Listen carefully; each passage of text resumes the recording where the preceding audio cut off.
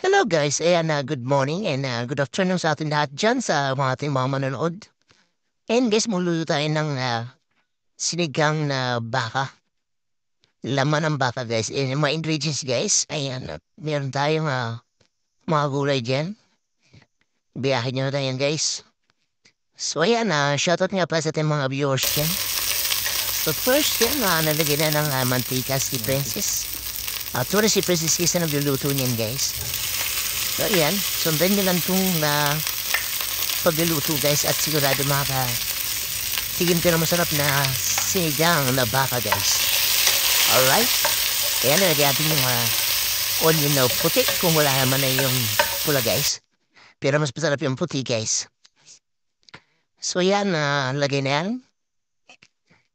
Isa mo natin siya sa guys para yung aroma niya guys. Pumunta doon sa sabaw. So yung sikreto guys. Tuturuan ko yung sikreto guys para masarap. Alright, ayan, gisa lang natin yan. Then kapag medyo okay na. At huwag kalimutan mong subscribe guys. Thank you so much. Ayan, lagyan natin yung kamatis. Kamatis guys.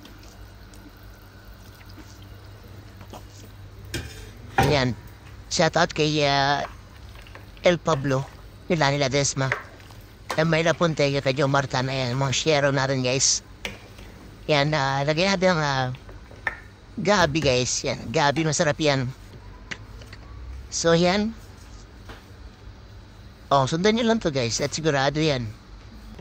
Marami kayong matutunan sa aking mga video. So yan.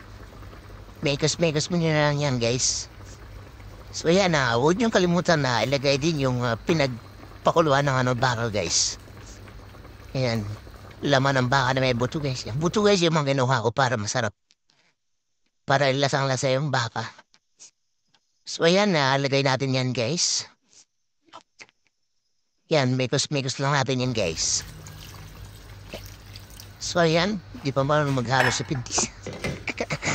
Ayan, kaniraw pa siya guys. Umikot na ruleta. So yan, after how many minutes?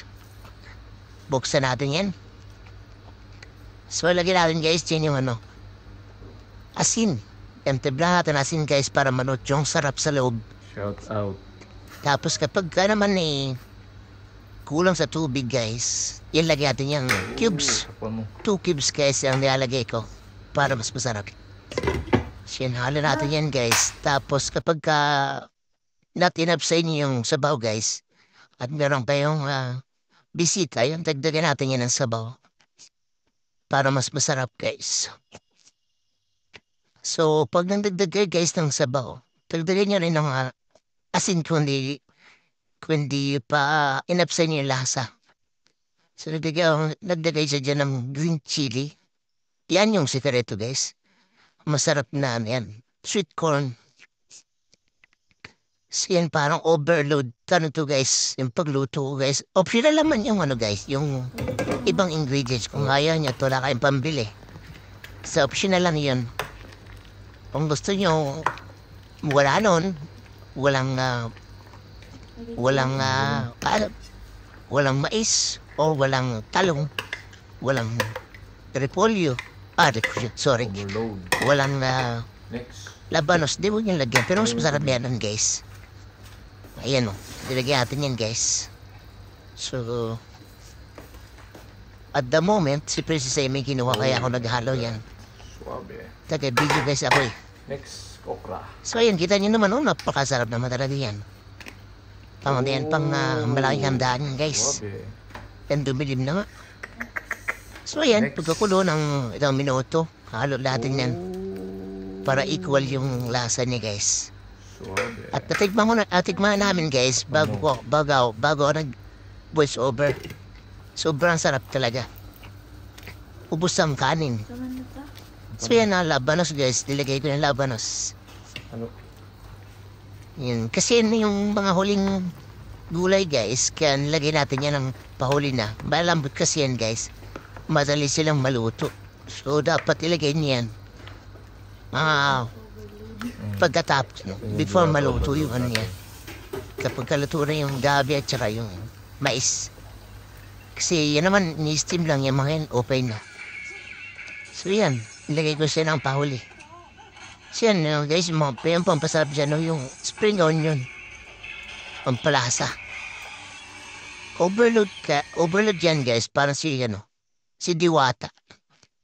Kung kita niyo, bilbala natin ng guys, ng ginisa mix. Yan. Halo lang natin para equal. So, kung kayo nakarating sa video na to, guys, huwag kalimutan mag-share at